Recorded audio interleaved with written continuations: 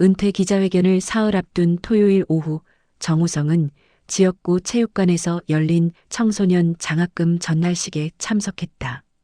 30년 국회의원 생활의 마지막 공식 행사였다. 단상 위에서 그는 익숙한 미소를 지으며 준비된 멘트를 읽어내려갔다. 여러분이 이 나라의 미래입니다. 오늘 이 작은 격려가 말을 이어가던 그때 단상 아래 한 아이가 눈에 들어왔다. 15쯤 되어 보이는 남자아이였다.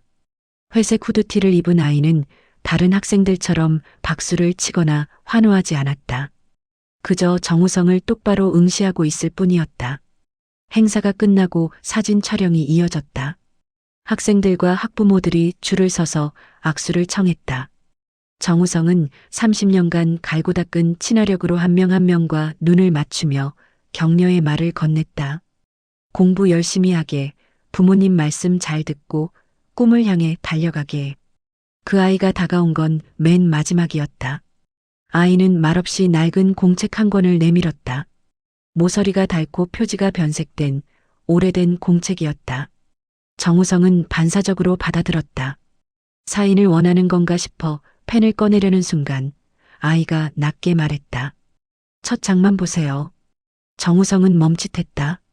아이의 목소리엔 감정이 없었다. 원망도 기대도 없는 목소리였다.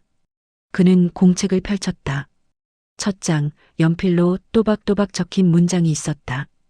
윤미정 이 사람이 엄마 이름입니다. 세상이 멈췄다. 주변의 소음이 사라졌다. 카메라 플래시도, 보좌관의 목소리도, 학부모들의 웃음소리도 모두 지워졌다. 오직 그 이름만이 시야를 가득 채웠다. 윤미정. 그가 20년 넘게 입 밖에 내지 않았던 이름. 의원님, 다음 일정이. 수행비서 김 과장의 목소리가 멀리서 들려왔다. 정우성은 고개를 들었다. 아이는 여전히 그를 바라보고 있었다. 그 눈빛에는 아무것도 없었다. 질문도 확인도 구하지 않는 눈이었다. 마치 이미 모든 답을 알고 있다는 듯. 너는. 정우성의 입술이 떨렸다. 하지만 그 이상의 말은 나오지 않았다. 아이는 공책을 도로 받아들고 돌아섰다. 사람들 사이로 사라지는 아이의 뒷모습을 정우성은 그저 바라만 봤다. 의원님, 괜찮으십니까? 김 과장이 걱정스러운 얼굴로 다가왔다. 정우성은 겨우 정신을 차리고 고개를 끄덕였다. 아, 응. 괜찮아. 가세. 차에 오르는 내내 그의 손은 떨렸다. 운전석의 기사는 눈치 없이 다음 일정을 확인했지만 정우성은 한마디도 듣지 못했다. 귀에는 오직 그 이름만 울리고 있었다. 윤미정. 26살 시의원 당선 직후 만났던 여자. 밝고 당찬 성격의 시민단체 활동가였다. 그녀는 정우성의 공약을 비판했고 그는 그녀의 열정에 끌렸다. 격렬한 토론 끝에 시작된 관계는 열렬했지만 짧았다.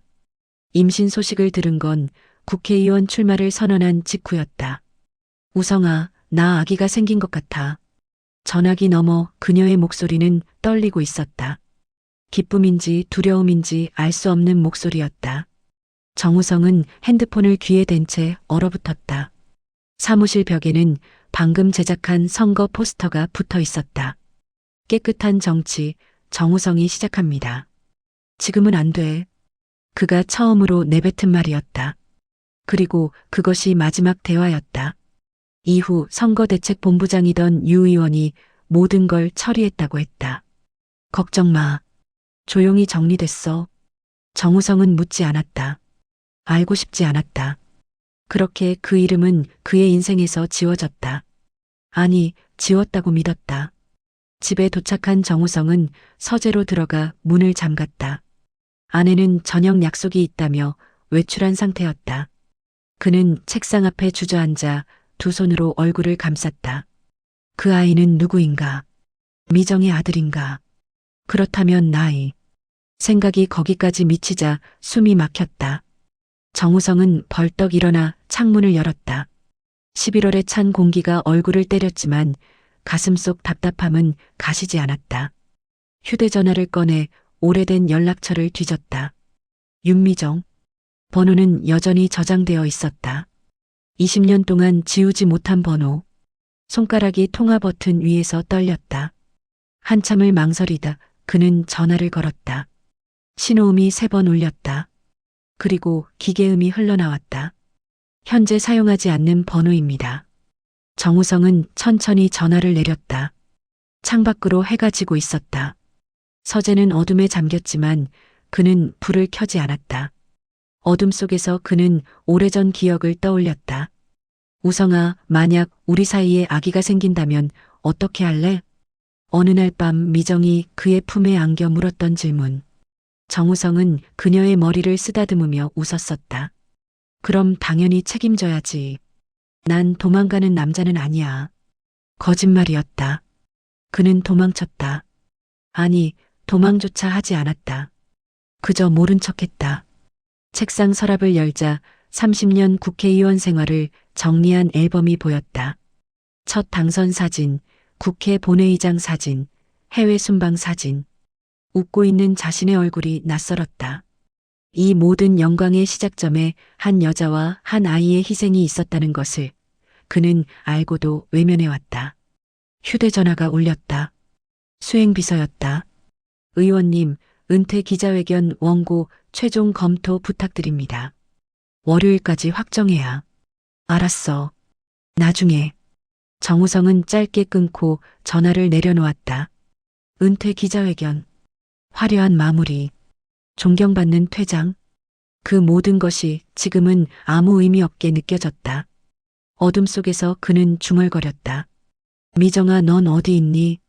그 아이는 내 아이니? 대답은 없었다. 다만 11월의 차가운 바람만이 열린 창문으로 불어왔다. 정우성은 그렇게 밤새 서재에 앉아 있었다. 30년 정치 인생의 마지막 주말, 그는 처음으로 자신이 평생 외면해온 이름과 마주하고 있었다. 일요일 아침, 정우성은 서재 책상에 엎드린 채 잠들어 있었다. 목이 뻐근했고 입안은 바짝 말라 있었다. 희미한 햇살이 커튼 사이로 스며들었다. 그는 천천히 고개를 들었다. 책상의 달력에는 빨간 동그라미가 그려져 있었다. 은퇴 기자회견. 세면대에서 찬물로 얼굴을 씻으며 거울을 봤다. 58세, 5선 국회의원 정우성. 충혈된 눈과 주름진 얼굴. 이 남자가 누구인가? 30년간 지역을 위해 헌신했다고 자부해온 정치인인가? 아니면 한 여자와 아이를 버리고 도망친 비겁자인가? 거실로 나오자 아내 서윤이가 식탁을 차리고 있었다. 결혼 25년, 그녀는 완벽한 정치인의 아내였다. 선거 때마다 유권자들과 악수했고 언론 앞에서 단정한 미소를 지었다. 그들 사이에 아이는 없었다. 윤희는 결혼 초부터 임신이 어려운 체질이었고 정우성은 그것을 핑계 삼아 깊이 파고들지 않았다. 어젯밤에 서재에서 주무셨어요? 윤희가 커피를 따르며 물었다. 정우성은 고개를 끄덕였다. 기자회견 준비하느라. 거짓말은 입에서 자연스럽게 흘러나왔다. 30년간 연습해온 기술이었다. 원고는 다 확인하셨어요? 김 과장이 계속 연락하던데. 오늘 중으로 볼게. 정우성은 커피를 한 모금 마셨다. 쓴맛이 목구멍을 타고 내려갔다. 윤희는 창문 쪽을 바라보며 말했다. 30년이 끝나네요. 길다면 길고 짧다면 짧은 시간이었죠. 그래도 후회 없으시죠? 후회. 그 단어가 가슴에 비수처럼 꽂혔다. 정우성은 대답하지 않았다. 윤희는 그의 침묵을 긍정으로 받아들인 듯 부드럽게 웃었다. 은퇴하면 여행이나 가요. 유럽 한 달 일정 어때요? 좋아. 정우성은 기계적으로 대답하고 서재로 돌아왔다.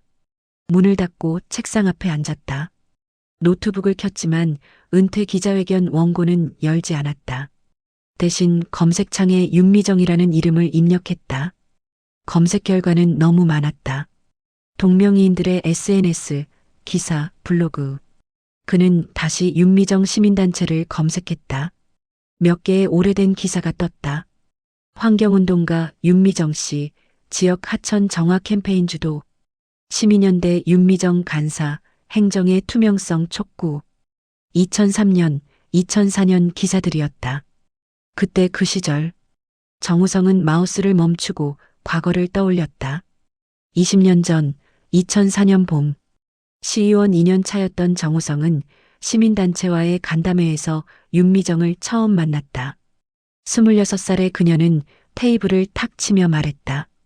의원님, 하천 정비 예산이 엉터리잖아요. 실제 공사는 절반도 안 하고 서류상으로만 집행했다는 제보가 있어요. 정우성은 당황했다. 그 예산은 자신이 밀어붙인 사업이었다. 물론 뒤에서 건설업체와 손을 잡았다는 걸 그녀가 알 리 없었지만 증거가 있습니까? 찾아볼 겁니다. 끝까지 그녀의 눈빛은 확신에 차 있었다. 정우성은 웃으며 말했다. 그럼 제가 직접 조사하죠. 문제가 있다면 바로잡겠습니다. 그렇게 시작된 관계였다. 정우성은 미정을 회유하기 위해 접근했고 미정은 그를 변화시킬 수 있다고 믿었다. 조사 과정에서 둘은 자주 만났고 논쟁은 점차 대화로, 대화는 호감으로 바뀌었다. 당신은 생각보다 나쁜 사람은 아니네요. 어느 날 저녁 술자리에서 미정이 웃으며 말했다. 정우성은 그녀의 솔직함이 좋았다.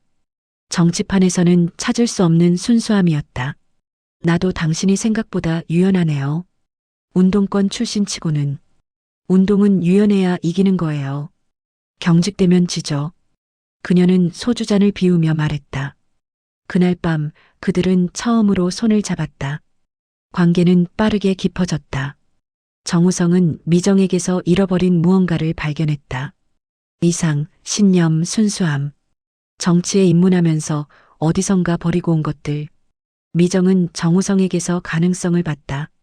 변할 수 있는 정치인, 다른 정치를 할 수 있는 사람. 하지만 그들의 관계는 비밀이었다. 정우성은 이미 국회의원 출마를 준비하고 있었고 스캔들은 치명적이었다. 미정도 이해했다. 조금만 기다려. 당선되면 공개할게. 정우성은 그렇게 약속했다. 그리고 2004년 가을 미정이 전화를 걸어왔다. 우성아, 만나야 할 것 같아. 중요한 얘기가 있어. 카페에서 만난 미정은 평소와 달리 긴장한 표정이었다. 그녀는 한참을 망설이다 말했다. 나 아기가 생긴 것 같아. 정우성의 머릿속이 하얘졌다. 카페의 소음이 멀어졌다. 미정은 그의 손을 잡으며 말했다. 놀랐지? 나도 놀랐어. 근데 우성아, 우리 지금은 안 돼. 정우성이 손을 빼며 말했다. 미정의 얼굴이 굳었다. 뭐가 안 돼? 미정아, 내가 지금 어떤 상황인지 알잖아. 출마 선언 일주일 앞이야. 이 타이밍에 이런 일이 터지면. 이런 일? 미정의 목소리가 차갑게 식었다. 우리 아이를 이런 일이라고 표현하는 거야? 그게 아니라 미정아, 이해해줘. 조금만 기다려. 당선되고 나면 뭐? 그때도 타이밍이 안 맞다고 할 거잖아. 미정은 일어섰다. 눈에 눈물이 고였지만 흘리지 않았다. 정우성, 난 당신이 변할 수 있는 사람인 줄 알았어. 근데 당신도 똑같네. 결국 자기 자신밖에 모르는 사람. 미정아. 정우성이 그녀의 팔을 잡았다. 미정은 팔을 뿌리치며 말했다. 나, 다신 연락하지 마. 나도 안 할 거니까. 그녀는 카페를 나갔다. 정우성은 자리에 주저앉았다. 그리고 얼마 후 선거대책본부장 유철민 의원이 그를 찾아왔다. 우성아, 윤미정이라는 여자 알지? 정우성의 얼굴이 굳었다. 유 의원은 서류 몇 장을 테이블에 내려놓았다. 소문 돌기 시작했어. 내가 시민단체 여자랑 스캔들 있다고. 거기에 임신까지? 이거 터지면 끝이야. 형님, 내가 처리할게. 넌 아무것도 모르는 거야.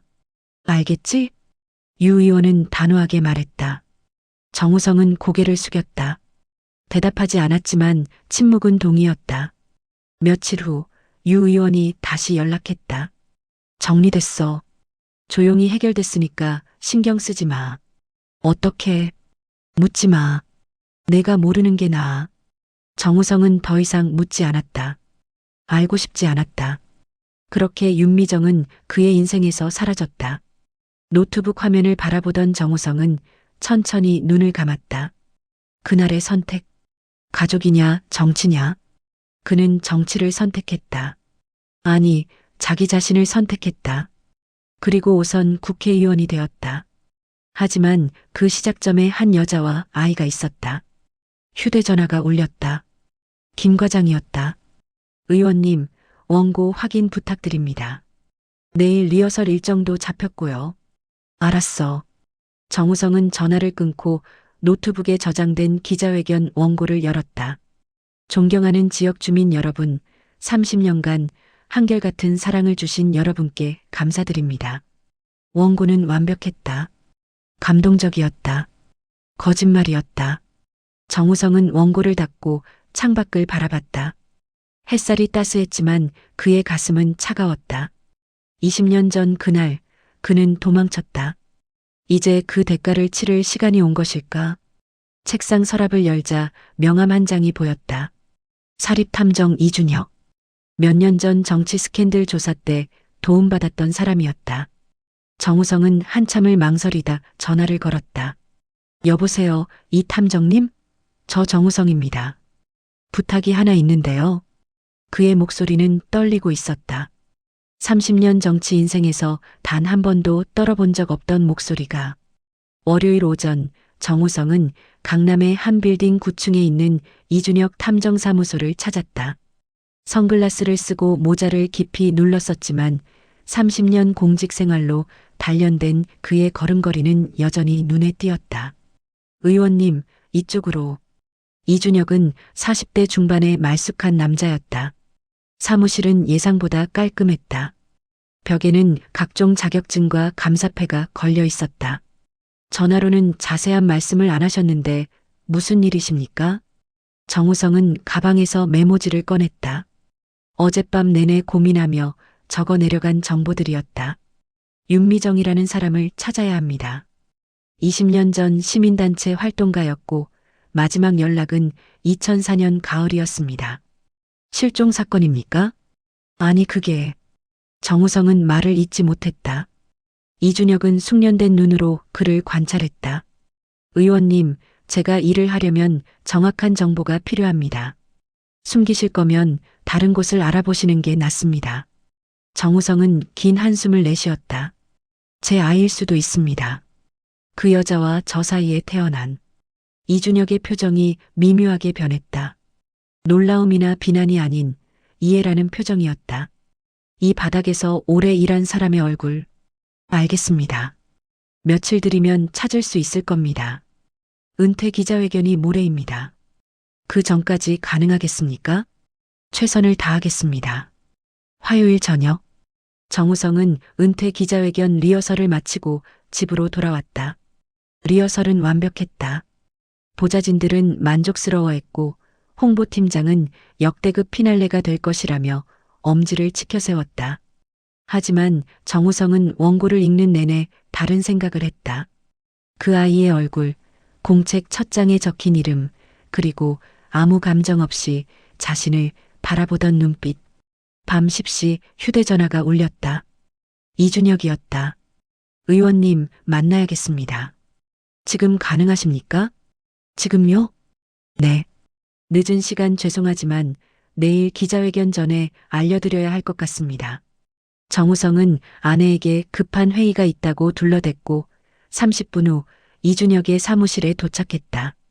이준혁의 책상 위에는 두툼한 파일이 놓여 있었다. 먼저 이것부터 보십시오. 이준혁이 건넨 것은 사망진단서였다. 정우성의 손이 떨렸다. 사망자 윤미정 1978년 3월 5일생. 사망일 2023년 11월 3일. 사망원인 췌장암. 1년 전에 돌아가셨습니다. 이준혁의 목소리가 무겁게 가라앉았다. 정우성은 서류를 붙잡은 채 말을 잃었다. 1년 전 그가 국회 예산결산위원회에서 연설하고 TV 토론에 나가고 지역구를 돌아다니던 그 시간 동안 윤미정은 병마와 싸우다 세상을 떠났다. 그리고 이건 아드님 관련 서류입니다. 이준혁이 또 다른 파일을 내밀었다. 출생신고서, 가족관계 증명서, 학교 기록. 성명 윤지훈 2005년 5월 12일생.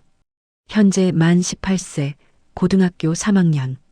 친자 확인은 하셨습니까? 정우성의 목소리가 갈라졌다. 이준혁은 고개를 저었다. 그건 의원님께서 직접 하셔야 할 부분입니다.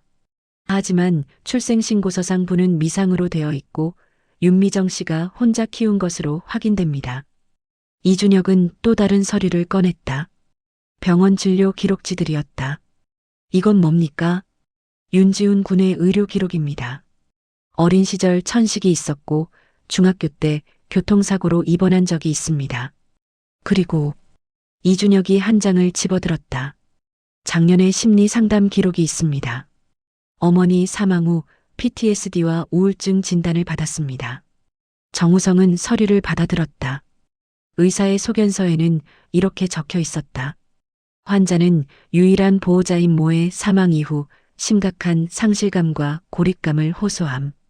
부의 부재에 대한 질문을 회피하며 가족관계에 대한 언급 시 방어적 태도를 보임. 더 있습니다. 이준혁이 낡은 공책 한 권을 꺼냈다. 정우성의 심장이 쿵 내려앉았다. 토요일 체육관에서 그 아이가 보여줬던 바로 그 공책이었다. 어떻게 이걸? 윤지훈 군이 현재 거주하는 고시원 주인에게서 받았습니다. 혹시 모를 일이 생기면 이걸 보라고 아이 어머니가 맡겨뒀다고 하더군요. 정우성은 떨리는 손으로 공책을 펼쳤다. 첫 장에는 여전히 그 문장이 적혀 있었다. 윤미정 이 사람이 엄마 이름입니다. 두 번째 장을 넘겼다. 아이의 필체가 아니었다. 어른의 여자의 필체였다. 윤미정의 글씨였다. 지훈아, 엄마가 이 공책을 쓰기 시작할 때 너는 5살이었어. 지금 읽고 있다면 엄마는 아마 곁에 없겠지. 미안해. 정우성은 숨이 막혔다. 다음 장에는 유치원 입학 사진이 붙어 있었다. 5살 남자아이가 어색하게 웃고 있었다. 윤미정이 아이의 어깨에 손을 얹고 있었다.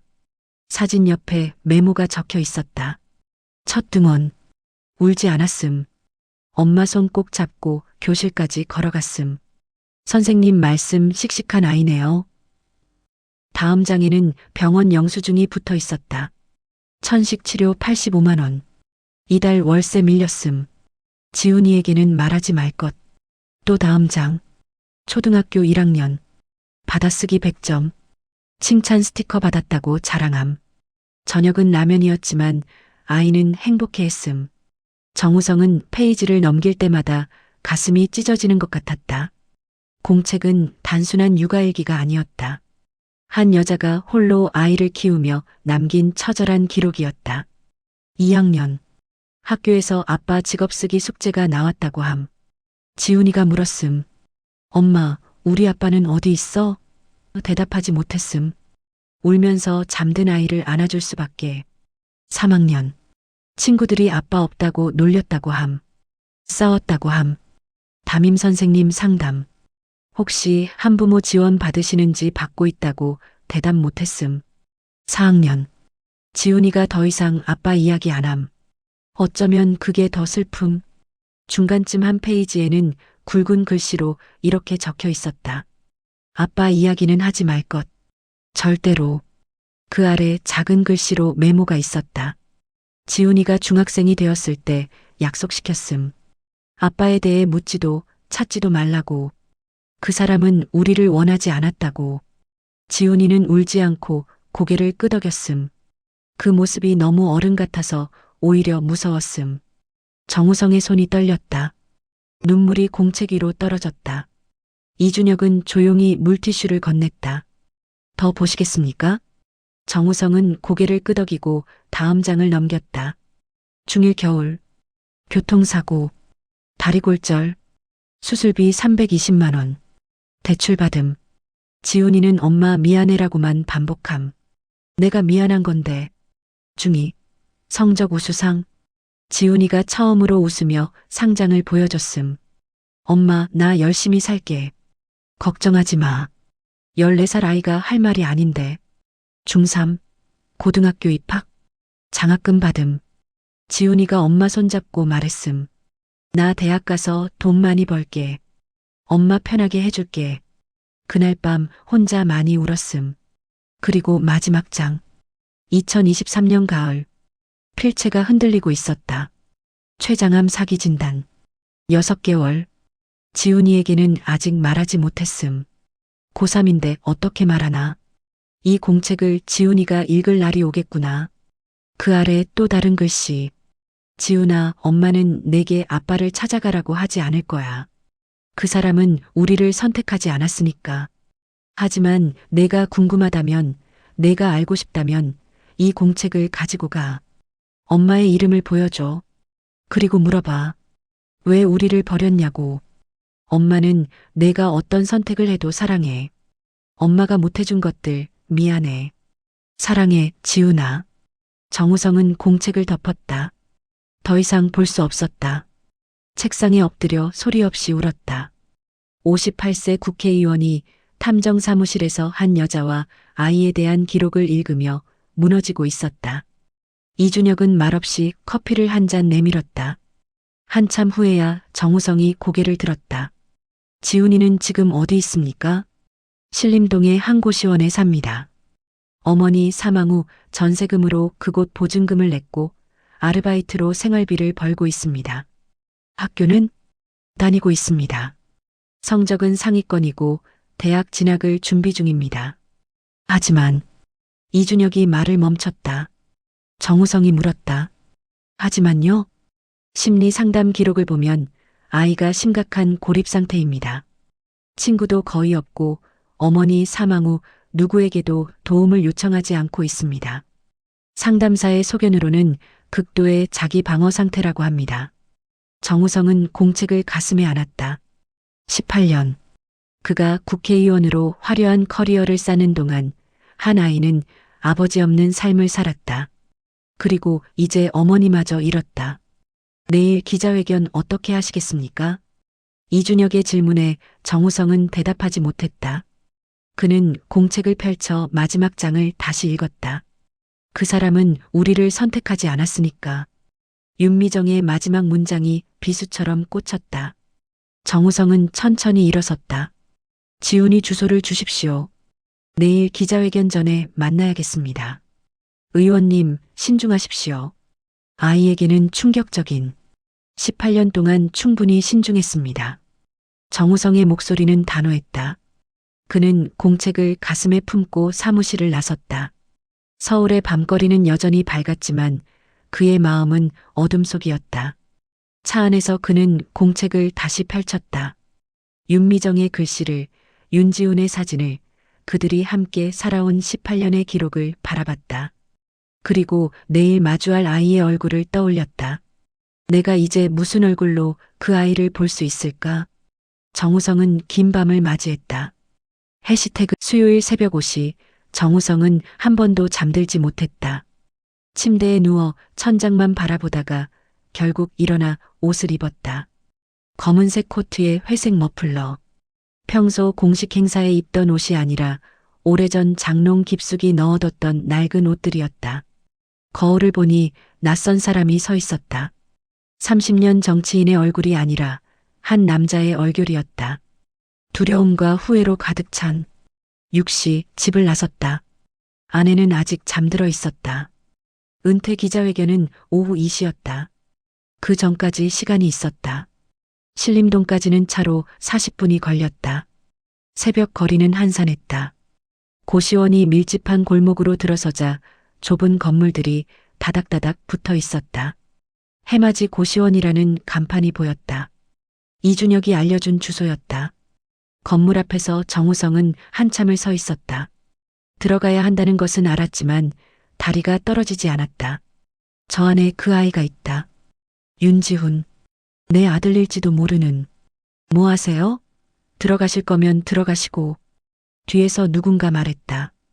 20대 초반으로 보이는 청년이 커피를 들고 서 있었다. 정우성은 얼른 비켰다. 죄송합니다. 청년이 지나가고 정우성은 용기를 내어 문을 열었다. 1층 관리실에서 50대 여자가 졸고 있었다. 그가 기침을 하자 여자가 깼다.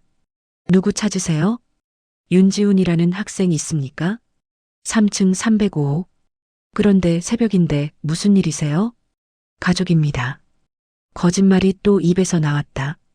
여자는 의심스러운 눈초리로 그를 훑어봤지만 정우성의 점잖은 차림새에 그냥 손을 저었다. 조용히 하세요. 다들 자고 있으니까. 좁은 계단을 올라 3층에 도착했다. 복도에는 문들이 일렬로 늘어서 있었다. 305 앞에 섰다. 문 아래로 불빛이 새어나왔다. 아이는 깨어 있었다. 정우성은 노크하려다 멈췄다. 무슨 말을 해야 하나. 나야, 내 아버지야라고. 18년간 한 번도 보지 않은 아이에게. 그때 안에서 소리가 들렸다. 책장 넘기는 소리, 펜으로 쓰는 소리. 아이는 공부하고 있었다. 새벽 6시에 정우성은 문에 기댄 채 그 소리를 들었다.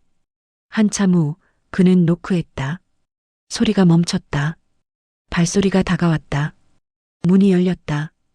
윤지훈이 서 있었다. 회색 트레이닝복 차림의 맨발이었다. 아이는 정우성을 보고 표정 하나 변하지 않았다. 놀라지도 당황하지도 않았다. 오실 줄 알았어요. 평온한 목소리였다. 감정이 없는 목소리. 들어오세요. 아이는 돌아서서 방 안으로 들어갔다. 정우성은 신을 벗고 따라 들어갔다. 방은 2평 남짓했다. 책상, 침대, 작은 옷장. 그게 전부였다. 책상 위에는 교과서와 문제집이 쌓여 있었다. 앉으세요.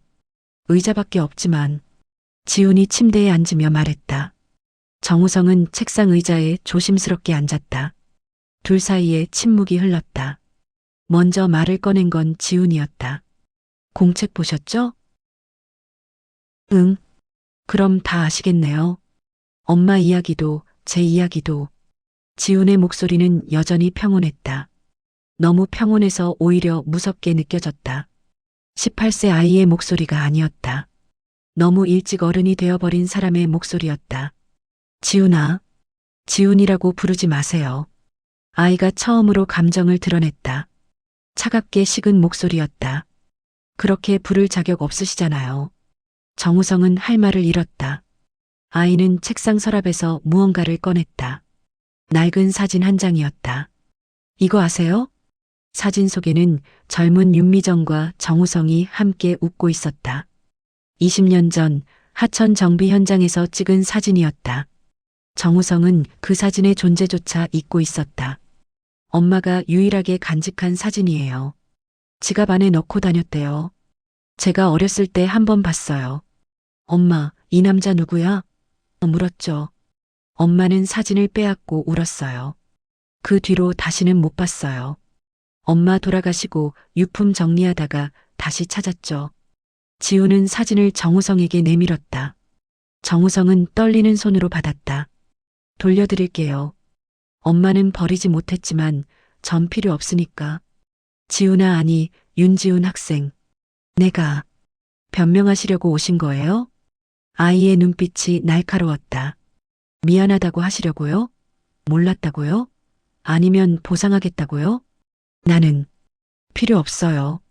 지훈이 일어섰다. 작은 방 안에서 창문 쪽으로 걸어가 밖을 바라봤다. 엄마가 돌아가시기 전에 말씀하셨어요. 지훈아, 내 아빠를 찾아가지 마라. 그 사람은 우릴 선택하지 않았다.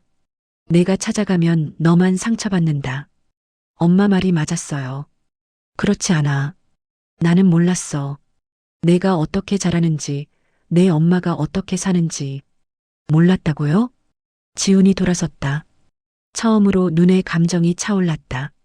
분노였다. 20년 동안 단 한 번도 궁금하지 않으셨어요? 엄마가 어떻게 사는지, 혹시 아이가 있는지.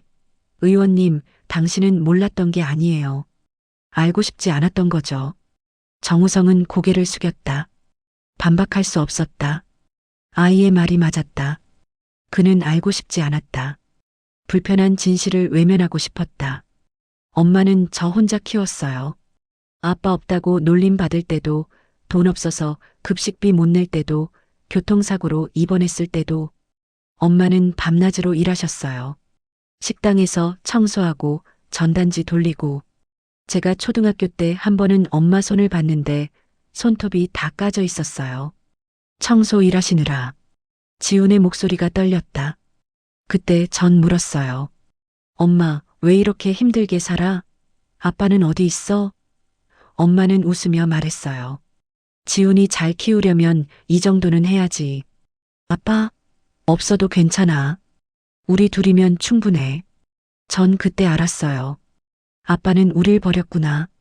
정우성의 눈에서 눈물이 떨어졌다. 미안하다. 미안하다고 다 해결되나요? 해결은 안 돼. 하지만 나는 정말 미안해. 내 엄마에게도 너에게도. 그럼 왜 오셨어요? 기자회견 앞두고 뭔가 찝찝해서요? 양심의 가책 때문에요?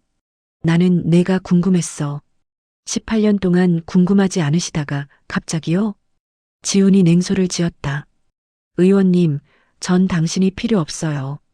18년 동안 없어도 살았어요. 앞으로도 그럴 거예요. 그러니까 제발 저한테 연민 같은 거 느끼지 마세요. 동정도 필요 없고요. 나는 동정하려는 게 아니야. 그럼 뭐예요? 책임지시려고요? 이제 와서? 지훈이 책상에서 서류 뭉치를 들었다. 대학 입학 원서와 장학금 신청서였다. 저 대학 갈 거예요. 장학금 받아서. 그리고 졸업하고 취직해서 혼자 살 거예요. 당신 도움 없이. 지훈아. 윤지훈이라고 불러주세요. 그게 제 이름이니까. 엄마가 지어준. 정우성은 입술을 깨물었다. 아이는 책상 서랍에서 또 다른 것을 꺼냈다. 작은 상자였다. 열자 안에는 낡은 목걸이가 들어 있었다. 이거 뭔지 아세요? 엄마가 마지막으로 제게 준 거예요. 돌아가시기 하루 전에. 지우는 목걸이를 꺼냈다. 은색 펜던트에 작은 글자가 새겨져 있었다. 지훈. 엄마가 제가 태어났을 때 산 거래요. 당시 엄마 월급의 반이었대요. 지훈아, 엄마는 너한테 많은 걸 못 해줬지만 사랑만큼은 충분히 줬다고 믿어. 그게 엄마 마지막 말씀이었어요. 지훈은 목걸이를 다시 상자에 넣었다. 전 엄마 사랑받고 자랐어요. 아빠는 없었지만 불행하지 않았어요. 힘들었지만 엄마랑 함께여서 괜찮았어요. 그런데 엄마는 평생 힘들게 사셨어요. 당신 때문에. 알아. 나도 알아. 정우성이 고개를 들었다. 얼굴이 눈물로 범벅이었다. 나는 비겁했어. 정치를 선택하고 너희를 버렸어. 변명할 수 없어. 하지만 지훈아 윤지훈 학생. 내가 할 수 있는 게 있다면. 없어요. 지훈이 단호하게 말했다. 의원님이 할 수 있는 건 아무것도 없어요. 엄마는 이미 돌아가셨고 전 이미 컸어요. 당신 없이. 그래도 나는. 가주세요. 지훈이 문을 열었다. 오늘 기자회견 있으시죠? 가서 잘 마무리하세요. 30년 국회의원 생활. 저는 그 이야기에 포함되지 않아도 괜찮아요. 애초에 포함된 적도 없었으니까. 정우성은 천천히 일어섰다. 문 앞에서 멈춰 마지막으로 물었다. 내가 정말 아무것도 필요 없니? 지훈은 잠시 망설였다. 그리고 조용히 말했다. 한 가지만 알려주세요. 엄마가 당신한테 말했을 때 단 한 번이라도 우리를 지키고 싶다는 생각하셨어요? 정우성은 대답할 수 없었다. 그 침묵이 답이었다. 역시 그렇군요. 지훈이 문을 더 열었다. 안녕히 가세요, 정우성 의원님. 그리고 다시는 오지 마세요. 정우성은 문 밖으로 나왔다. 뒤에서 문 닫히는 소리가 들렸다. 그는 좁은 복도에 서서 305호 문을 바라봤다. 문 아래로 다시 불빛이 켜졌다. 아이는 다시 책상 앞에 앉았을 것이다. 아버지 없이 살아온 18년처럼 앞으로도 그렇게 살아갈 것이다. 계단을 내려가는 정우성의 걸음은 무거웠다. 1층에 도착했을 때 관리실 아주머니가 물었다. 찾으시는 분 만나셨어요? 네. 그 학생 참 기특해요. 엄마 돌아가시고도 꿋꿋하게 아르바이트 하면서 공부하고. 근데 친구도 없고 항상 혼자더라고요. 안쓰럽더라. 정우성은 대답하지 않고 밖으로 나왔다. 새벽 공기가 차가웠다. 차에 올라 핸들을 잡았지만 시동을 걸지 못했다. 그는 그렇게 한참을 앉아 있었다. 휴대전화가 울렸다. 수행비서였다. 의원님, 오후 리허설 12시부터입니다. 준비 괜찮으신가요? 알았어. 전화를 끊고 정우성은 백미러를 통해 고시원 건물을 바라봤다. 3층 어딘가에 그 아이가 있었다. 그의 아들일지도 모를 아이가. 엄마가 말하지 말라던 사람으로 기억될 아버지와 다시는 만나지 않을 아이가. 정우성은 시동을 걸었다. 오후 2시 그는 30년 정치 인생을 마무리하는 기자회견장에 서야 했다. 하지만 그의 머릿속에는 오직 한 문장만 맴돌았다. 이미 떠난 사람은 돌아오지 않는다. 남겨진 사람은 혼자 살아간다. 오전 10시 정우성은 국회의원 회관 자신의 사무실에 있었다. 기자회견 리허설까지 2시간. 보좌진들은 분주하게 움직였지만 그는 책상에 앉아 멍하니 창밖만 바라보고 있었다. 새벽에 만난 지훈의 얼굴이 계속 떠올랐다. 감정 없는 목소리, 차가운 눈빛, 그리고 마지막 질문. 단 한 번이라도 우리를 지키고 싶다는 생각하셨어요? 대답하지 못했다. 솔직히 말하면 그런 생각을 해본 적이 없었다. 20년 전 그는 오직 자신의 미래만 생각했다. 의원님, 수행비서 김 과장이 들어왔다. 유철민 의원님께서 연락 오셨습니다. 기자회견 전에 꼭 뵙고 싶다고 하시는데요. 유철민, 20년 전 선거대책본부장. 조용히 정리됐다고 했던 그 사람. 어디 계시는데? 로비 커피숍에 계십니다. 정우성은 천천히 일어섰다. 지금 만나야 할 사람이었다. 커피숍 구석 자리에서 유철민이 기다리고 있었다. 이제 70대 중반, 삼선후 정계를 은퇴한 그는 여전히 정치인 특유의 카리스마를 유지하고 있었다. 우성이, 오늘 드디어 은퇴구만. 감회가 남다르겠어. 유철민이 웃으며 손을 내밀었다. 정우성은 악수하고 마주 앉았다. 형님, 하나 물어볼 게 있습니다. 뭔데? 2004년 윤미정건. 형님이 처리했다고 하셨죠? 유철민의 표정이 굳었다. 커피잔을 천천히 내려놓으며 말했다. 갑자기 왜 그 얘기를 꺼내나? 그 아이가 저를 찾아왔습니다. 뭐? 윤미정의 아들. 제 아들일지도 모르는. 유철민은 한참 정우성을 바라보다 한숨을 쉬었다. 그래서 오늘 기자회견 어쩔 건데? 그 전에 알아야 할 게 있어요. 형님이 정확히 뭘 하신 겁니까? 우성아, 그건 말씀해 주세요. 정우성의 목소리가 단호했다. 유철민은 주변을 둘러보고 목소리를 낮췄다. 그때 자네 상황이 어땠는지 기억하나? 국회의원 출마 일주일 앞. 경쟁자들이 혈안이 되어 자네 약점을 찾던 때. 미혼모 스캔들이 터지면 끝장이었어. 그래서요? 윤미정을 만났지. 돈을 제시했어. 3천만 원. 당시로선 큰 돈이었지. 정우성의 주먹이 떨렸다. 그 돈으로 뭘 하라고 했습니까? 아이를 낳지 말라고 했어. 유철민이 담담하게 말했다. 정우성은 숨이 막혔다. 낙태를 강요한 겁니까? 강요까진 아니었어. 선택권을 준 거지. 3천만 원 받고 조용히 사라지든지 아니면 법적 대응을 각오하든지. 법적 대응이요? 혼전관계를 자네가 부인하면 입증하기 어렵다고 했지. 친자 확인 소송 걸어봤자 자네는 이미 공인이 될 테고 그녀는 평생 스캔들의 여자로 낙인 찍힐 거라고. 정우성은 책상을 탁 쳤다. 주변 사람들이 돌아봤다. 어떻게 그런 짓을. 그 덕분에 자네가 오선 의원이 됐어. 유철민도 목소리를 높였다. 내가 더러운 일 다 했어. 자네는 깨끗한 척하면서 당선됐고 돈도 벌고 명예도 얻었지. 이제 와서 뭐가 불만이야? 그 여자는 어떻게 됐습니까? 돈 받았습니까? 유철민이 잠시 망설였다. 받지 않았어. 뭐라고요? 3천만 원을 내밀었는데 그 여자가 내 얼굴에 커피를 끼얹더군. 당신들은 돈으로 다 해결된다고 생각하죠?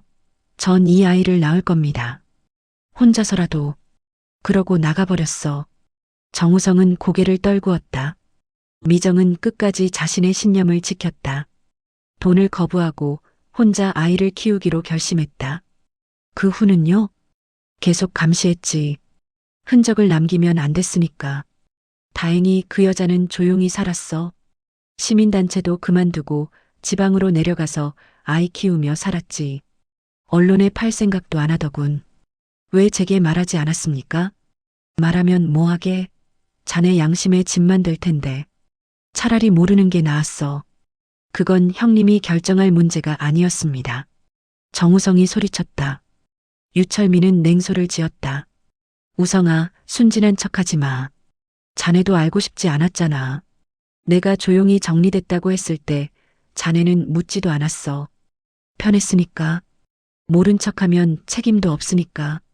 정우성은 반박할 수 없었다. 유철민의 말이 맞았다. 그는 묻지 않았다. 알고 싶지 않았다. 형님, 윤미정은 작년에 죽었습니다. 췌장암으로. 유철민의 얼굴이 굳었다. 아이는 혼자 남았어요. 고시원에서 아르바이트하며 근근히 살고 있고요. 18년 동안 아버지 없이 자랐습니다. 엄마마저 잃고 이제 완전히 혼자예요. 그건 안 됐군. 안 됐다고요? 그게 할 말입니까? 정우성이 일어섰다. 형님이 저지른 일, 제가 외면한 일 때문에 한 여자가 평생 고생하다 죽고 아이가 고아가 됐어요. 안 됐다는 말로 끝낼 일이 아닙니다. 그래서 어쩔 건데 오늘 기자회견에서 다 털어놓을 거야? 유철민이 비웃었다. 30년 쌓은 명예 다 무너뜨리고 자네 가족은? 부인은? 당은 어떻게 하고? 그게 중요합니까? 중요하지. 자네 하나 망가지는 게 문젠가? 당 전체가 타격 입어. 다음 총선 생각해봐. 야당 언론에서 뭐라고 하겠어? 위선자 정치인 아이 버린 국회의원 자네 후배들까지 다 같이 무너져. 그건 자네가 책임질 수 있어? 20년 전 실수 하나 때문에 모두를 끌어내릴 건가? 정우성은 말을 잇지 못했다. 유철민이 자리에서 일어나 그의 어깨에 손을 얹었다. 우성아, 조용히 해결해. 그 아이한테 돈 주고 학비 대주고 취직 도와주고 뒤에서 지원하면 돼. 굳이 세상에 알릴 필요 없어. 그건 또 도망치는 겁니다. 도망이 아니라 현명한 선택이야. 정치는 원래 그런 거야. 자네도 30년 했으면 알잖아. 유철민은 정우성의 어깨를 두드리고 자리를 떠났다. 정우성은 그 자리에 멍하니 서 있었다. 11시 30분 정우성은 사무실로 돌아왔다. 책상 위에 기자회견 원고가 놓여 있었다. 그는 원고를 펼쳤다.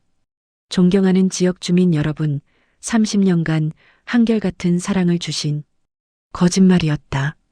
한결같은 건 없었다. 그는 사랑을 배신했고 책임을 회피했고 진실을 숨겼다. 서랍을 열자 이준혁에게서 받은 파일이 있었다. 윤미정의 사망진단서, 지훈의 출생신고서, 그리고 그 공책. 그는 공책을 꺼내 다시 펼쳤다. 지훈아, 엄마는 내게 아빠를 찾아가라고 하지 않을 거야. 그 사람은 우리를 선택하지 않았으니까. 윤미정의 글씨가 눈에 들어왔다. 그녀는 끝까지 지훈을 지켰다. 돈도 거부하고 협박에도 굴하지 않고 혼자서 아이를 키웠다. 그리고 마지막 순간까지 아이가 상처받지 않도록 보호했다. 정우성은 공책의 한 페이지를 넘겼다. 거기에는 병원 영수증이 붙어 있었다. 췌장암 사기 진단. 항암 치료 1회차 850만 원. 보험 안 되는 부분. 지훈이 학비 모아둔 돈 써야 할 것 같음. 지훈이에게는 말하지 말 것. 장학금 받았다고 거짓말할 것. 그 밑에 휘갈긴 글씨. 아프다. 너무 아프다. 하지만 지훈이 앞에서는 웃어야 한다. 이 아이가 걱정할까봐. 정우성의 눈에서 눈물이 떨어졌다. 윤미정은 마지막까지 혼자 고통을 견뎠다. 아이를 위해 휴대전화가 울렸다. 아내였다. 여보, 기자회견 잘 준비되고 있어요? 제가 곧 도착할게요. 응. 30년 마무리인데 멋지게 해야죠. 기대하고 있어요. 전화를 끊고 정우성은 창밖을 바라봤다. 국회의사당이 보였다. 30년간 드나들던 곳. 그곳에서 그는 무엇을 했나? 법안을 만들고 예산을 심의하고 연설을 했다. 하지만 정작 중요한 것은 지키지 못했다. 한 여자와 한 아이. 책상 위 원고를 다시 봤다. 그리고 천천히 찍기 시작했다. 첫 장, 두 번째 장, 세 번째 장. 30년을 정리한 완벽한 원고가 조각조각 찢어졌다. 수행비서가 황급히 들어왔다. 의원님, 원고를 왜 새로 쓸 거야? 네, 지금 일시간 남았는데요. 충분해. 정우성은 빈 종이를 꺼내 펜을 들었다. 손이 떨렸다. 30년 정치 생활 동안 수백 번 연설문을 썼지만 이렇게 떨린 적은 없었다. 오늘 저는 30년 국회의원 생활을 정리하며 여러분께 고백할 것이 있습니다. 첫 문장을 쓰는 순간 그는 알았다. 돌아갈 수 없다는 것을, 이 길을 선택하는 순간 모든 것이 무너질 것이라는 것을. 하지만 더 이상 도망칠 수 없었다. 윤미정은 끝까지 싸웠다. 혼자서. 이제 그도 싸워야 했다. 뒤늦게, 비겁하게, 그래도. 오후 1시 보좌진들이 긴급회의를 소집했다. 정우성이 원고를 바꾸겠다고 했기 때문이다. 의원님, 무슨 내용으로 바꾸시려는 겁니까? 직접 들으면 알게 될 거야. 하지만 당에서 승인받지 않은 내용은 내 인생이야. 내가 결정할 거야. 정우성은 단호하게 말하고 방을 나갔다. 복도를 걷는 그의 등은 외로웠지만 처음으로 진실을 향해 걸어가고 있었다. 오후 1시 30분 기자회견장 대기실. 정우성은 거울 앞에 서서 넥타이를 고쳐맸다. 30년간 수없이 반복한 동작이었지만 오늘은 손이 떨려 제대로 매듭을 짓지 못했다. 수행비서 김 과장이 다가와 조심스럽게 도왔다. 의원님, 정말 괜찮으십니까? 원고 내용을 저희에게라도. 괜찮아. 내가 할 말은 내가 알아. 거울 속 자신의 얼굴을 바라봤다. 58세, 5선 국회의원. 하지만 오늘 이 자리에 선 사람은 정치인이 아니었다. 한 여자를 사랑했고 그녀를 버렸고 이제 그 대가를 치르려는 한 남자였다. 문이 열리고 홍보팀장이 들어왔다. 의원님, 기자들 다 모였습니다. 100명 넘게 왔어요. 방송 3사 생중계도 준비됐고요. 알겠네. 그리고 부인께서 일열에 앉으셨습니다. 정우성의 손이 멈췄다. 윤희, 25년 함께한 아내. 오늘 이후 그녀는 어떻게 될까? 그는 깊게 숨을 들이쉬었다. 들어가세. 오후 2시 기자회견장. 단상 위로 올라서는 순간 플래시 세례가 쏟아졌다. 정우성은 천천히 걸어가 연단 앞에 섰다. 100여 명의 기자들이 그를 바라보고 있었다. 일열에는 아내 윤희가 단정한 미소를 지으며 앉아 있었다. 2열에는 당 관계자들, 지역구 인사들이 보였다. 그리고 맨 뒷줄 구석, 후드티를 입은 한 청년이 서 있었다. 윤지훈. 정우성의 심장이 뛰었다. 아이는 왜 왔을까? 새벽에 다시는 오지 말라고 했던 아이가. 지훈은 그와 눈이 마주치자 고개를 돌렸다. 표정은 읽을 수 없었다. 의원님, 시작하시죠. 사회자의 목소리에 정우성은 정신을 차렸다. 그는 준비한 원고를 꺼냈다. A사 용지 3장. 새벽부터 지금까지 쓰고 또 쓴 글이었다. 존경하는 국민 여러분, 지역 주민 여러분. 목소리가 떨렸다. 정우성은 잠시 멈추고 물을 한 모금 마셨다. 저는 오늘 30년 국회의원 생활을 마무리하며 이 자리에 섰습니다. 많은 분들이 저의 정치 업적과 앞으로의 계획을 듣고 싶어 하실 겁니다. 하지만 오늘 저는 그 이야기를 하지 않으려 합니다. 웅성거림이 일었다. 기자들이 수첩을 꺼냈다. 정우성은 원고를 내려다봤다. 첫 페이지에 적힌 이름. 윤미정. 저는 오늘 제가 30년 동안 숨겨온 이야기를 하려 합니다. 일열에서 윤희의 미소가 사라졌다. 당 관계자들이 긴장한 표정으로 서로를 쳐다봤다. 정우성은 계속했다. 1999년 저는 시의원이었습니다. 그때 한 여성을 만났습니다. 그녀의 이름은 윤미정. 시민단체 활동가였고 정의롭고 용감한 사람이었습니다. 뒷줄에 지훈이 몸을 굳혔다. 정우성은 그를 보지 않으려 애썼다. 우리는 사랑했습니다. 하지만 저는 그 사랑을 지키지 못했습니다. 회견장이 조용해졌다. 기자들의 펜이 빠르게 움직였다. 2004년 가을, 그녀가 임신했다는 소식을 전했습니다. 저는 당시 국회의원 출마를 준비하고 있었습니다. 스캔들은 치명적이었습니다. 저는 선택했습니다. 정치를 선택했습니다. 그녀를 버렸습니다. 일열에서 윤희가 가방을 움켜쥐었다. 얼굴이 창백해졌다. 당 관계자 한 명이 일어섰다가 다시 앉았다. 제 측근은 그녀에게 돈을 제시했습니다. 3천만 원. 조용히 사라지라고. 아이를 포기하라고. 웅성거림이 커졌다. 카메라 플래시가 미친 듯이 터졌다. 정우성은 목이 메었지만 계속했다. 하지만 그녀는 거부했습니다. 돈을 내던지고 혼자 아이를 낳기로 결심했습니다. 그리고 18년 동안 혼자 키웠습니다. 뒷줄에서 지훈이 고개를 떨구었다. 어깨가 떨리고 있었다. 윤미정 씨는 작년 11월 췌장암으로 세상을 떠났습니다. 회견장이 술렁였다. 누군가 세상이라고 중얼거렸다. 그녀는 마지막까지 혼자였습니다.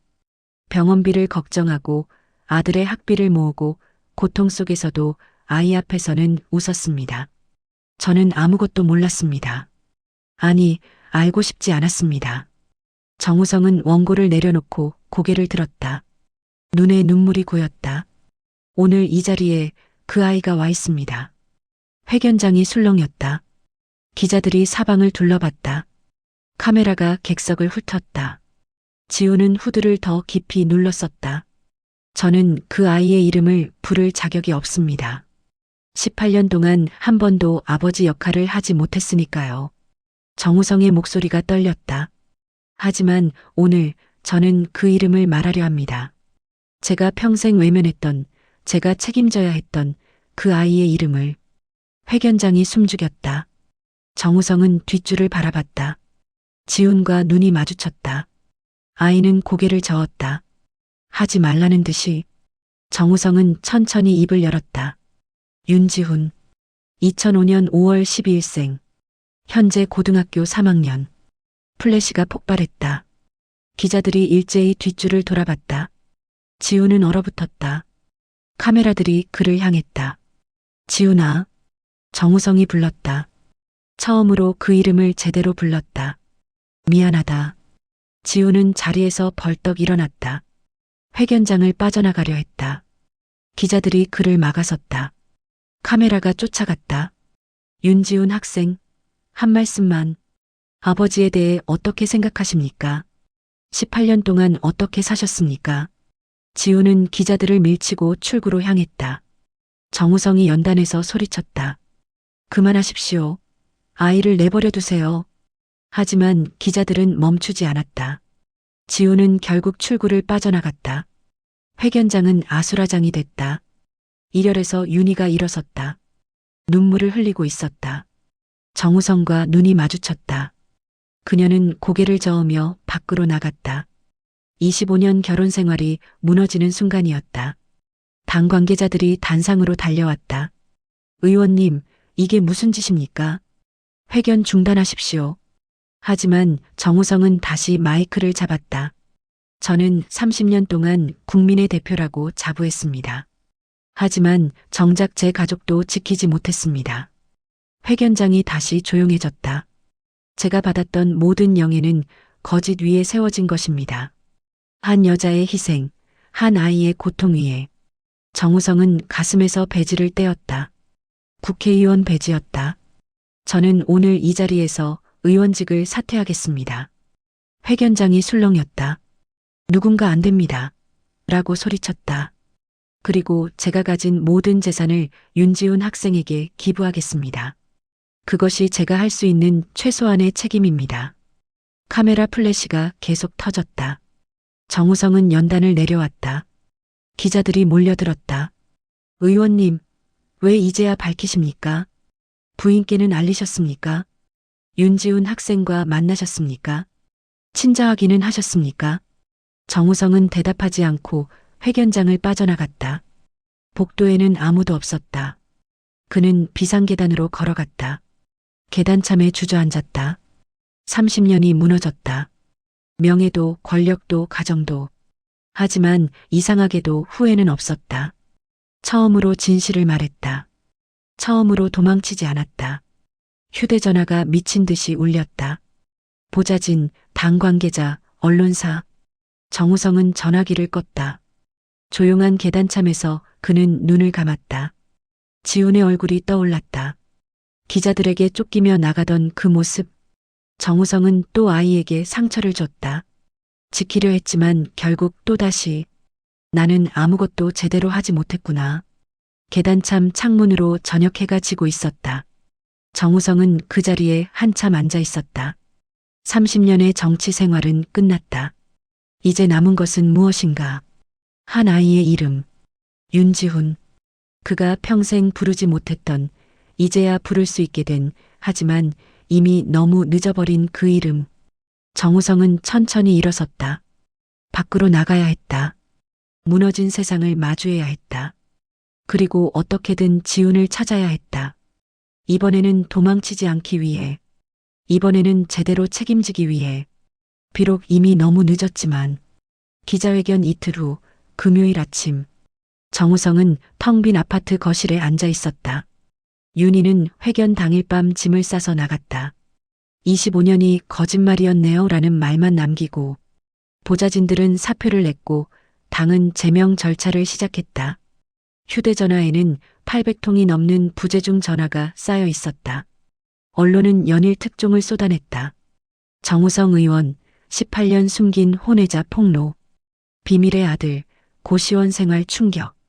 윤미정 씨, 홀로 투병하다 사망.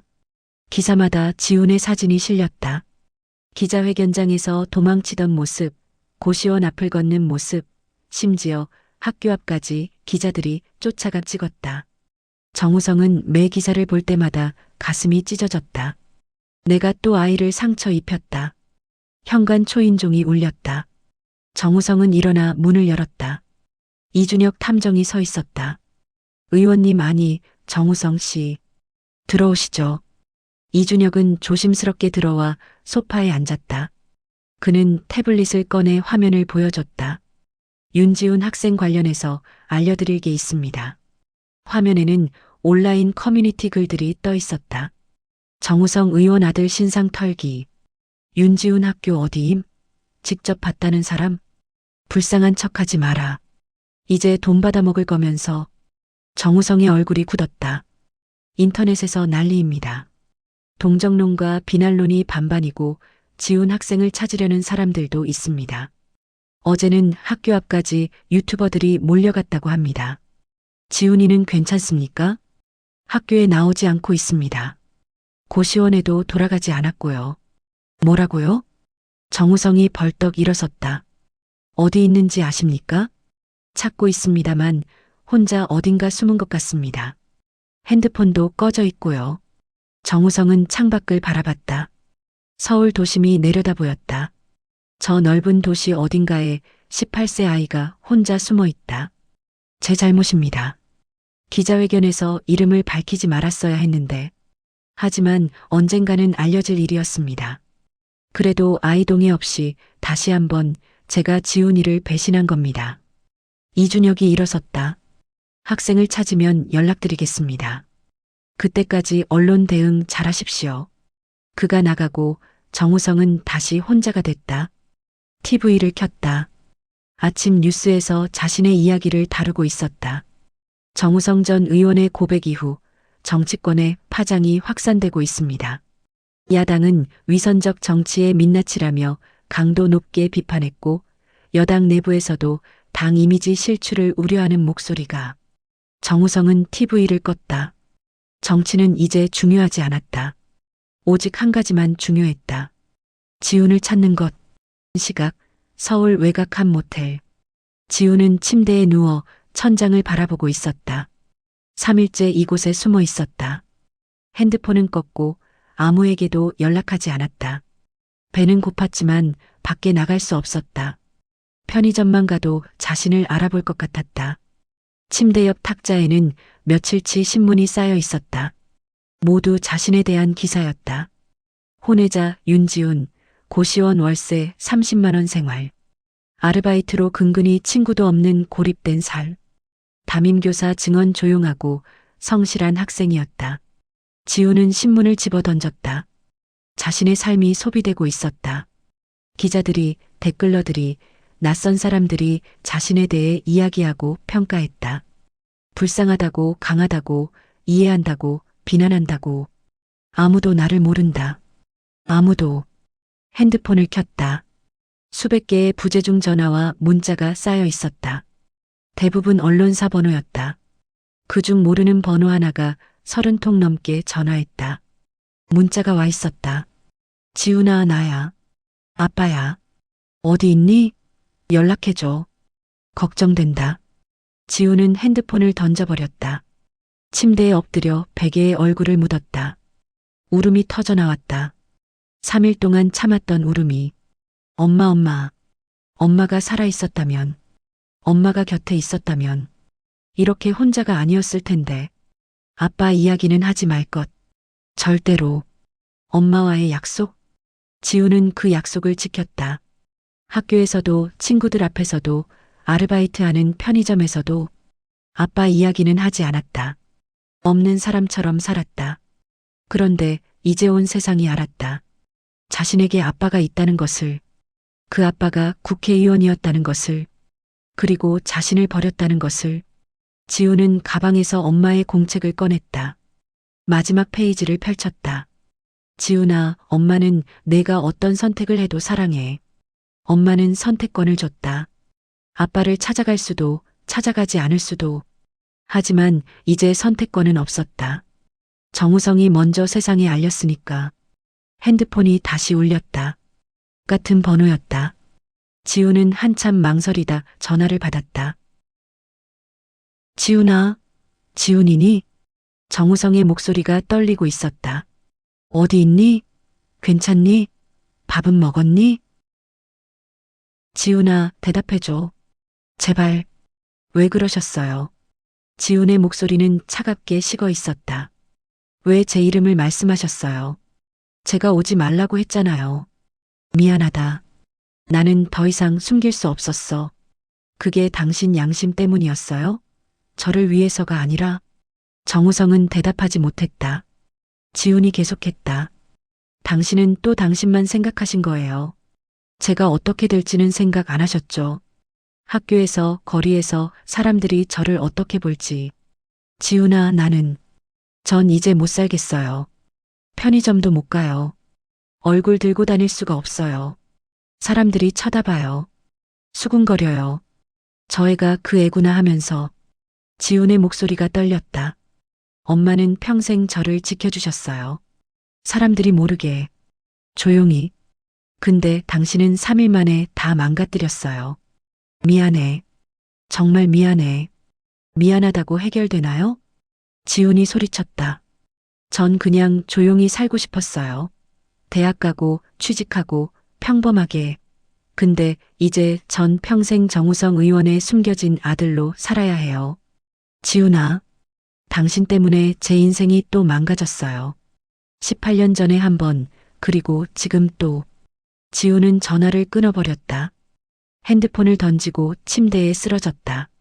온몸이 떨렸다. 정우성은 끊긴 전화를 붙잡고 무릎이 꺾였다. 바닥에 주저앉았다. 지훈의 말이 맞았다. 그는 또 자기 자신만 생각했다. 진실을 밝혀 양심의 짐을 덜고 싶었던 것뿐이다. 지훈이 감당할 무게는 생각하지 못했다. 나는 또 실패했다. 휴대전화가 울렸다. 유철민 의원이었다. 정우성은 받지 않았다. 하지만 문자가 왔다. 우성아, 만나자. 수습할 방법이 있어. 정우성은 문자를 지웠다. 수습? 무엇을 수습한다는 건가? 이미 모든 것이 무너졌는데. 오후 3시 정우성은 차를 몰고 신림동으로 갔다. 지훈의 고시원 앞. 건물 입구에는 기자 서너 명이 진을 치고 있었다. 정우성은 모자를 깊이 눌러쓰고 뒷문으로 들어갔다. 3층 305 앞에 섰다. 문 아래로 불빛은 없었다. 아이는 여기 없었다. 노크했지만 대답이 없었다. 지훈아, 나야. 어디 있니? 침묵만 돌아왔다. 정우성은 문 앞에 주저앉았다. 좁은 복도에서 18년 늦은 아버지가 아들을 기다렸다. 저녁이 됐다. 해가 졌다. 밤이 깊어갔다. 정우성은 그 자리를 떠나지 않았다. 새벽 2시 계단에서 발소리가 들렸다. 정우성이 고개를 들었다. 지훈이 올라오고 있었다. 아이는 정우성을 보고 멈춰섰다. 왜 여기 계세요? 너 기다렸어. 가세요. 지훈아, 우리 얘기 좀 하자. 할 얘기 없어요. 지훈이 방문을 열려고 했다. 정우성이 일어나 그의 앞을 막았다. 비켜주세요. 싫어. 내 말 들을 때까지 안 비켜. 제가 뭐라고 하길 바라세요? 지훈이 정우성을 똑바로 봤다. 용서해달라고요? 이해해달라고요? 아니면 이제라도 아빠라고 불러달라고요? 아니야.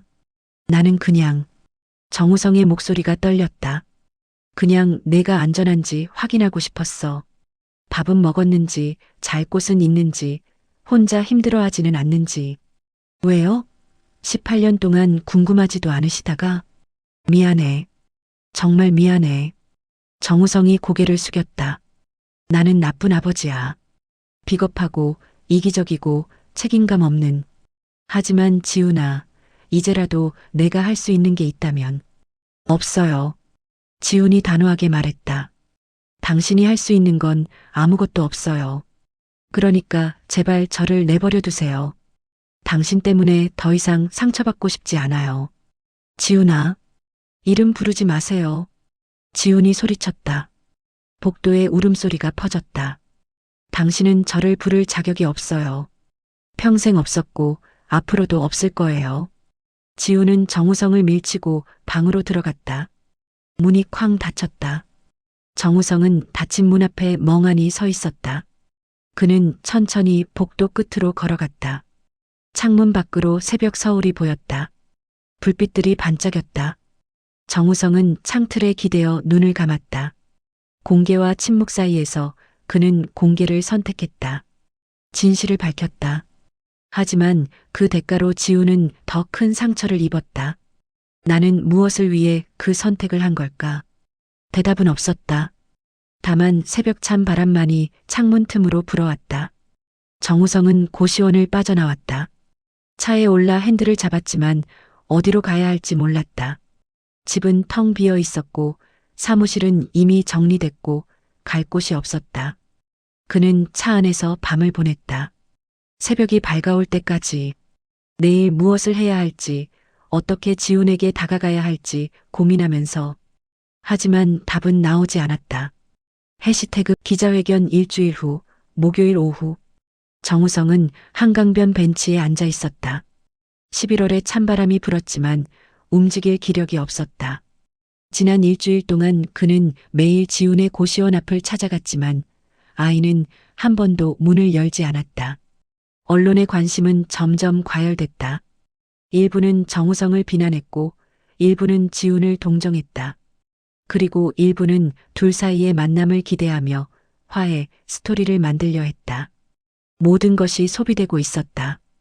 휴대전화가 울렸다. 이준혁이었다.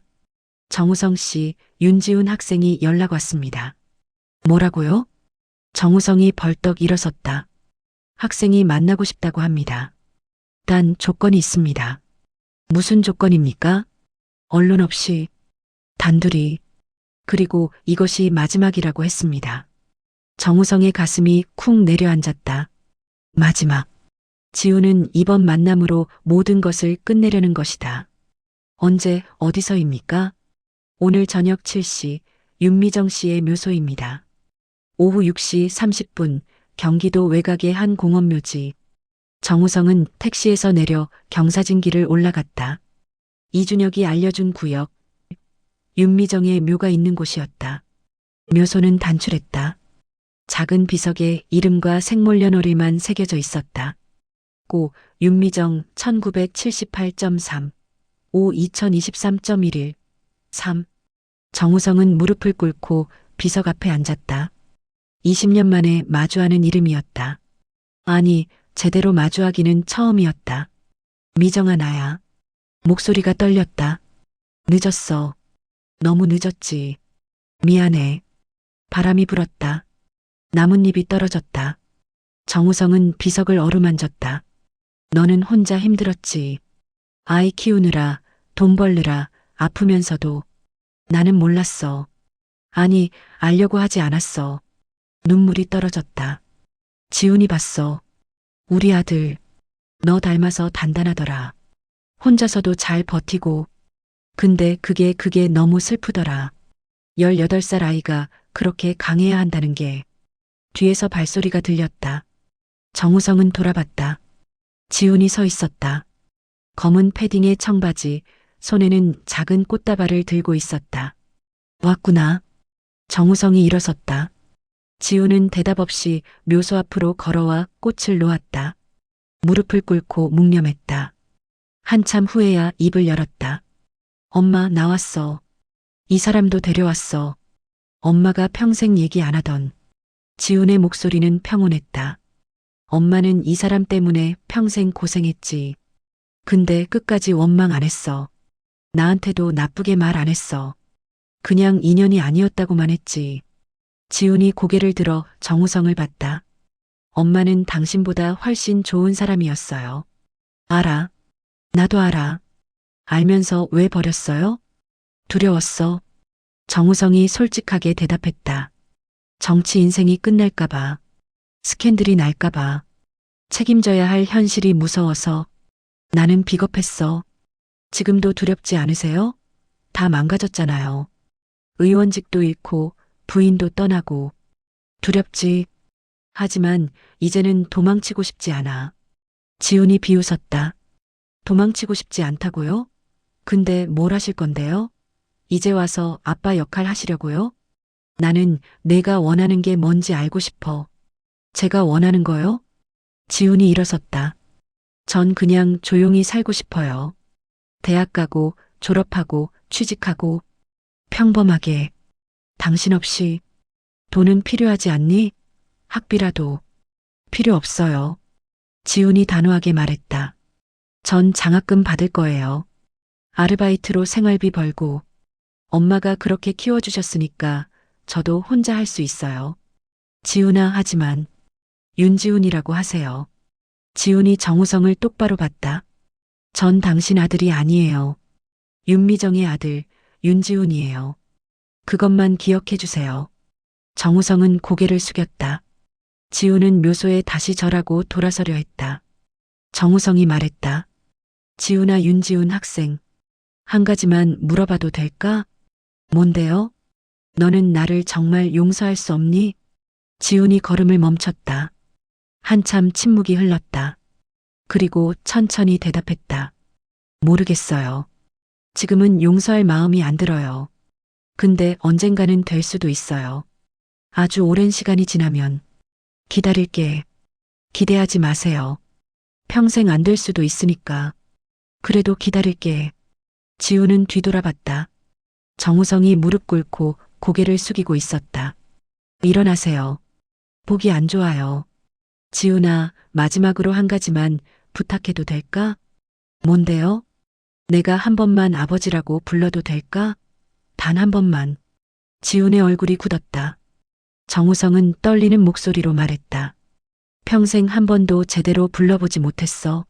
아들아, 지훈아, 내 아이야. 한 번도. 제발 한 번만. 지훈은 한참을 망설였다. 그리고 작게 말했다. 한 번만이에요. 그 이후로는 절대 안 돼요. 정우성이 고개를 들었다. 눈에 눈물이 가득했다. 지훈아, 내 아들. 목소리가 떨렸다. 미안하다. 사랑한다. 태어나줘서 고맙다. 지훈은 고개를 돌렸다. 눈물이 흘렀다. 하지만 닿지 않았다.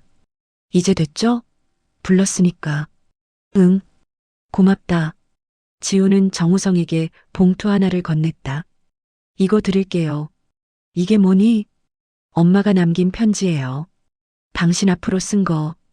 정우성의 손이 떨렸다. 봉투에는 정우성에게라고 적혀 있었다. 윤미정의 필체였다. 엄마가 돌아가시기 전에 쓰셨어요. 저한테 언젠가 그 사람 만나면 전해달라고 하셨어요. 읽어봐도 될까? 그러려고 드리는 거예요. 지우는 묘소에 마지막으로 고개를 숙였다. 엄마, 나 먼저 갈게. 다음에 또 올게. 그리고 정우성에게 말했다. 저 갑니다. 다음에 언제 볼지 모르겠네요. 아니, 아마 안 볼 겁니다. 지훈아. 그리고 이제 연락하지 마세요. 제 번호도 버리시고, 저도 당신 번호 지울 거예요. 지훈은 돌아서서 걷기 시작했다. 정우성이 뒤에서 불렀다. 지훈아, 혹시 내가 힘들면, 정말 힘들면, 그때는 연락해줘. 제발. 지훈은 대답 없이 계속 걸었다. 작은 뒷모습이 점점 멀어졌다. 정우성은 그 모습을 계속 바라봤다. 아이가 보이지 않을 때까지. 혼자 남은 묘소 앞에서 정우성은 봉투를 열었다. 2장의 편지지가 들어 있었다. 윤미정의 글씨였다. 정우성에게. 이 편지를 읽고 있다면 나는 이미 없을 거예요. 지훈이가 당신을 만났다는 뜻이겠죠. 당신을 원망하지 않는다고 하면 거짓말이겠죠. 20년 동안 많이 원망했어요. 특히 지훈이가 아빠 없어서 놀림받을 때, 내가 아파서 병원비 걱정할 때, 혼자 감당하기 힘들 때. 근데 이상하게도 지금은 원망이 많이 사라졌어요. 그냥 우리 인연이 거기까지였다고 생각해요. 지훈이는 좋은 아이로 자랐어요. 착하고 성실하고 강해요.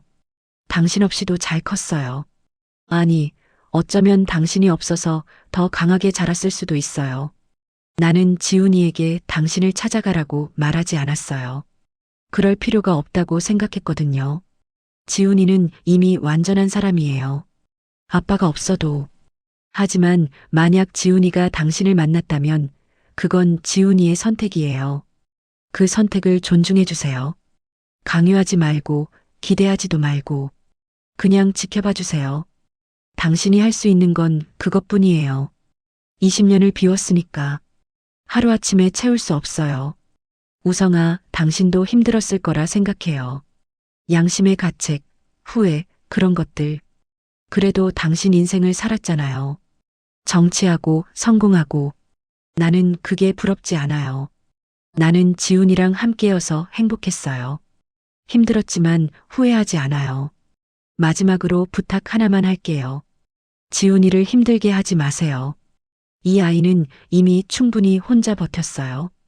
더 이상 상처받게 하지 마세요. 그리고 만약 지훈이가 당신을 필요로 하는 날이 온다면 그때는 절대 도망가지 마세요. 그게 당신이 할 수 있는 유일한 속죄예요. 건강하세요, 우성아. 미안하고 고맙고 그리고 이제 안녕. 윤미정. 읽는 동안 정우성의 얼굴은 눈물로 범벅이 됐다. 그는 편지를 가슴에 안고 윤미정의 묘소 앞에 엎드렸다. 미정아, 고마워. 미안해. 정말 정말 미안해. 해가 지고 있었다. 묘지는 점점 어두워졌다. 정우성은 한참을 그렇게 앉아 있었다. 저 멀리 지훈이 걸어가던 길을 바라봤다. 이미 아이는 보이지 않았다. 새로운 삶을 향해 걸어가고 있을 것이다. 정우성 없이. 정우성은 천천히 일어났다. 묘소에 마지막 절을 하고 돌아섰다. 이제 그가 할 수 있는 건 기다리는 것뿐이었다. 언젠가, 어쩌면 평생이 걸릴지도 모를 그 언젠가, 지훈이 자신을 필요로 하는 날이 온다면, 그때는 절대 도망가지 않으리라. 그것이 18년을 비운 아버지가 할 수 있는 유일한 속죄였다. 후, 정우성은 서울 외곽의 작은 상담센터에서 자원봉사를 하고 있었다. 한부모 가정 아이들을 위한 곳이었다. 그는 더 이상 국회의원이 아니었다. 그냥 정우성이었다.